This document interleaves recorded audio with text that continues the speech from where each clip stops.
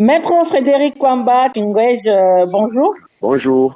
Lorsque l'on est victime de menaces de mort, qu'est-ce qu'il est conseillé de faire? Premièrement, il faut savoir d'abord que ces menaces sont proférées comment? Est-ce que c'est par écrit? Est-ce que c'est verbal?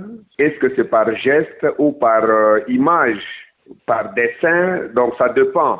Alors dans tous les cas de menaces de mort, la première des choses qu'il faut faire, c'est de parvenir à saisir l'autorité habilitée.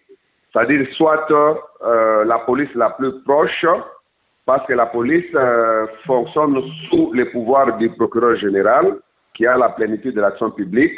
Donc vous saisissez la police en présentant les éléments en votre disposition.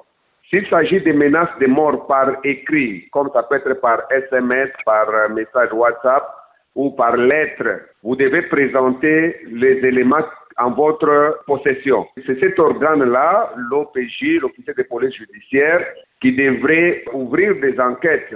Si vous ne connaissez pas de qui proviennent ces menaces, par exemple, on ouvre les enquêtes pour arriver à dénicher la personne qui vous menace. Mais au cas où vous connaissez déjà la personne qui vous menace, donc au moment du dépôt de votre plainte, vous devez aussi présenter l'identité de la personne qui vous menace.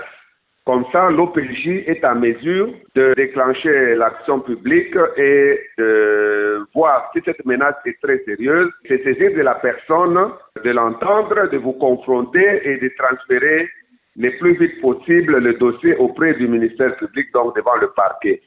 Maître, mais qu'advient-il lorsque la victime ne fait rien du tout?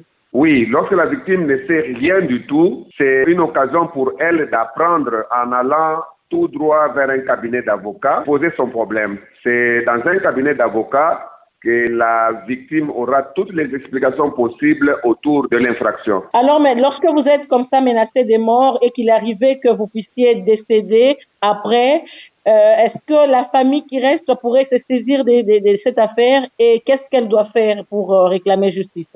Oui, il y a deux cas. Il y a une situation où vous êtes menacé de mort, mais vous ne dites à personne. Donc, si vous mourrez, cela restera dans le silence. Mais au cas où vous avez aussi à votre tour alerté, je pense que les personnes, les ayants droit de votre succession, c'est-à-dire tous ceux-là qui restent après vous, pourront saisir la justice et réclamer que le droit soit rétabli, même si vous êtes déjà mort du fait des menaces.